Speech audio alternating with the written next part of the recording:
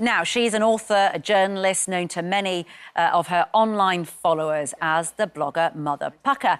And also, of course, as a campaigner, Anna Whitehouse has been a champion for working mums, fighting for better rights and flexibility in the workplace. But as well as that, she is also a novelist, releasing her brand new book this week. There you can see it there, called Influenced. And she joins me now. What influenced influence? It's really at the heart of it, a sort of maternal cry for the invisible women, the lost generation of women, my mother's generation, who almost got, I think, forgotten about. The women who didn't have a choice, who had to stay home. There was never an option to continue doing what they wanted to do or even ignite a career. And so the book is dedicated to my mum, the woman who raised me to do anything and be anyone, even when people said I couldn't.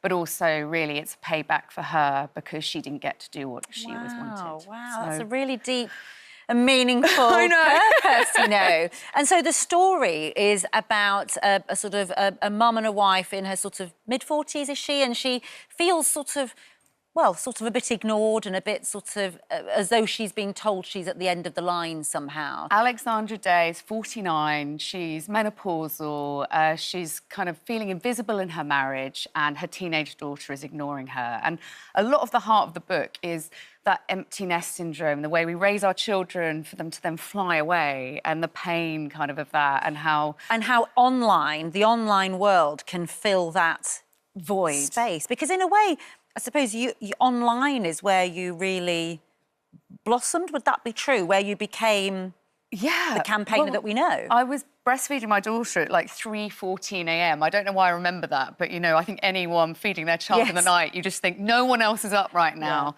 And I was just scrolling and I was seeking connection, I remember, because motherhood can be the loneliest place.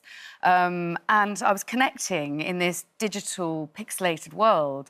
And I think we were always told, you know, it takes a village to raise a child. And I think right now mothers are going, where is that village? Yes. And I think in the book, Alexandra is facing the kind of loneliness of her four walls. And you also talk now about being proud to be well, it's called still an older mum, although really for me, in my generation, when they say I'm older than you, but having children in your 40s is not as unusual as it once was. Or have you found that people are still judging you for having... Were you 43 when you've had... I was 43 when I had Lola, and I think you're told, I remember being young and feeling 40 is over the hill, done. You know, you hear women dressed as, like mutton dressed as lamb as women, and men are silver-haired foxes. Oh, yeah. Somehow women become less than, invisible, like wearing, you know, older clothes, and we disappear. Men kind of rise up at that juncture. And I thought, over the age of 40, good God, I'm never going to have a baby. Of course I'm not. But actually, it did work out for me. And obviously there's infertility issues with lots of people, but it costs so much to have a baby. Childcare costs, inflexible working. There's 2-parent income families at the moment where, you know, it's really, really hard. So we're waiting later to have children. And, yeah, I mean, the word geriatric mother, I didn't think that would be me, is actually advanced maternal age. That's what is that better? I don't know. Yeah, I'm not sure. And it's interesting because you've spoken up about being judged, you say, quite harshly for having, not being divorced, but then having found new love and then having got engaged and then having a baby within a sort of year or year and a half or whatever of splitting up from your ex-husband, who I suppose was well known because the two of you were well known for co-parenting and writing books together. So I suppose you were both quite a well-known couple. But what is that about? Do you feel like you were being judged more harshly than, say, if a man in the same position as you had moved on and found love again in a year? Hands down. We both moved on romantically at the same time. And I think women, let's say, when we get to 40, we make decisions for ourselves. So whether that's divorce or a change of career, we looked at almost as in crisis point, midlife crisis. It was actually an opportunity for me, an opportunity because I knew who I was, I knew what I wanted. I'm, you know, potentially going through perimenopause at the moment. My body's changing, but I know who I am now better than I did at 24. And part of that is you feeling confident and being proud to take your baby into number 10 Downing Street rather than leaving the baby behind to go in to talk about your campaign. Well, I'm going to say the thing is the childcare sector is on its knees and I'm on 4 waiting lists to get into nurseries. So I don't always have her with me because I want to have her with me. It's a privilege to have my child there.